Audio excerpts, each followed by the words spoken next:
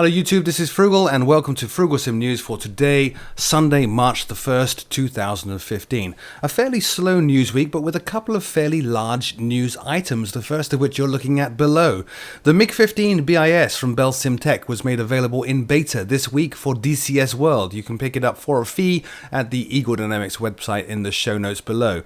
The MiG-15 actually gained fame in Korea, where it went head-to-head with the rather similar-looking Sabre.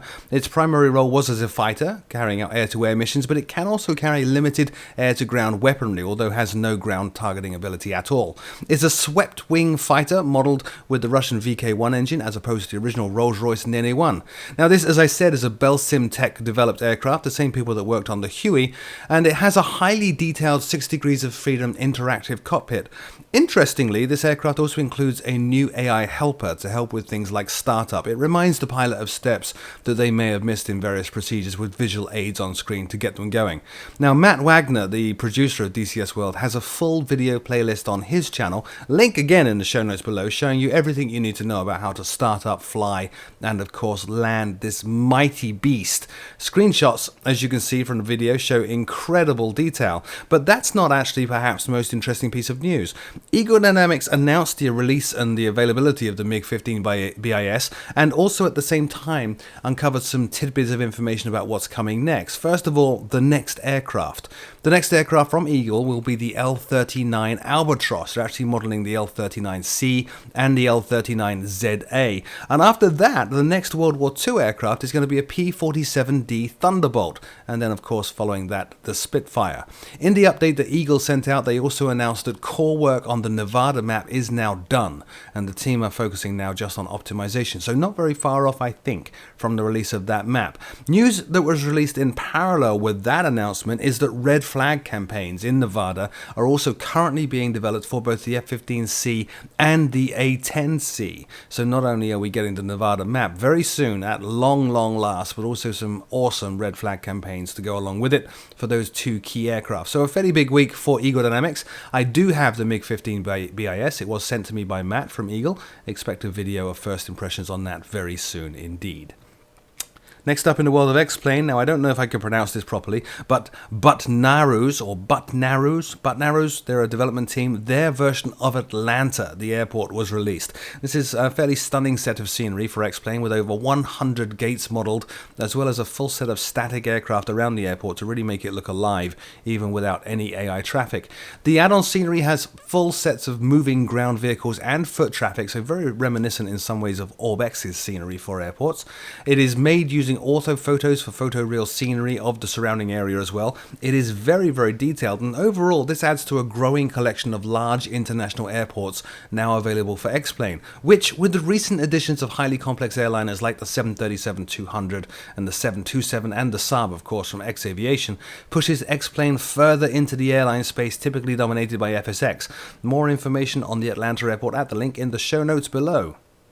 In other scenery news, but back in the world of FSX and Prepared, Aerosoft previewed Split X. They actually showed previews of this upcoming Croatian airport scenery, and it includes the airport Resnik Seaport, Croatia, LDSR, and the military base, which I can't pronounce, Divul, LDHD, as a helipad airport. All parking positions are based on real and recent chart data, and also uses a new advanced power lighting system, which I really don't understand, but apparently it improves the lights on the apron without having to use night textures. It also includes something that I'm waiting for more information on, called the new airport controller from XHT Labs. Overall, the screenshots you're looking at show a great deal of detail, particularly in vegetation and ground texturing, and it looks like a very promising addition for Eastern European flyers. But that's not the only announcement from Aerosoft in the scenery arena this week. They also previewed an airport very near and dear to my heart, which is Daytona, just up the road from where I live. It's due to be coming in the spring, and it models Daytona International Airport, which is an airport that is actually positioned immediately next to the racetrack at Daytona International International Speedway.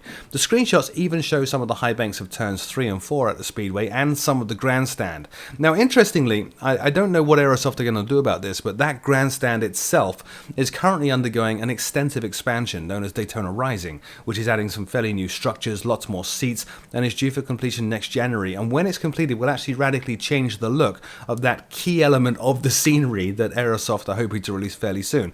I don't know if their release is going to include how it looks now or how it's going to look in about 6 months' time. But overall, it's looking very nice. The screenshots that they showed have the characteristic prepared glow to them, so presumably this is an airport that will be released for both FSX and prepared. It also, interestingly, shows some interior shots of the airport's main building as well. Now, in further scenery news, OrbX, and again, scenery I can't pronounce, although this is a North American airport, announced the release of Cle Elum, which is S93. It's a small regional airport near Mount Rainier and has a number of very cool features, including creature flow. So this is the technology that OrbX used to animate creatures such as birds and other animals around the airfield. Also includes the DeFeer private airfield as well. Has a new method of handling vegetation and grass, as well as another technology from OrbX called Snowflow, which handles the rivers and lakes freezing over in the winter around the airport, which is very cool. It is designed to blend in with FTX North America Central Rockies. In fact, that library is actually a requirement of this airport and is available for both FSX and prepared. Full link in the show notes below. Now, the final bit of substantial news is that Real Air Simulations released the Turbine Duke version 2 for prepared. Now, this is substantial news because Real Air Simulations Turbine Duke version 2 is without doubt one of the single best twins available for FSX today, and undoubtedly the single best twin available for prepared today. Has exactly the same features as the FSX one, including a complex sound system for relaying effects on the airframe, like high yaw, high angle of attack, high roll rates, aileron flutter, and so on. The aircraft also models icing, suspension performance on the ground, realistic pressurization operation, and much, much more. It also now supports Flight 1's GTN 750 and GTN 650 GPS panels, and there is an add-on, there is an external tool which you can use with the aircraft to basically turn those things on or off. The price for this is pretty good, $32.95 for the prepared version on its own, $32.95 for the FSX version that I looked at some time ago in Frugal's Hangar. If you already have the FSX version though, it's just $12.95 to upgrade to the new prepared version. Now, Rob at Real Air was kind enough to drop me an email today giving me a key to this aircraft, so you will be seeing video of this, which is the long-awaited video showing the first impressions and full flights with the Real Air Simulations Turbine Duke. They will be done by me very soon in prepared, not FSX. So like I said, quite a slow news week, but some very interesting articles relating, of course, to Ego Dynamics and Real Air Simulations. My name is Frugal, thank you so very much for watching, and until next time, I will see you all soon.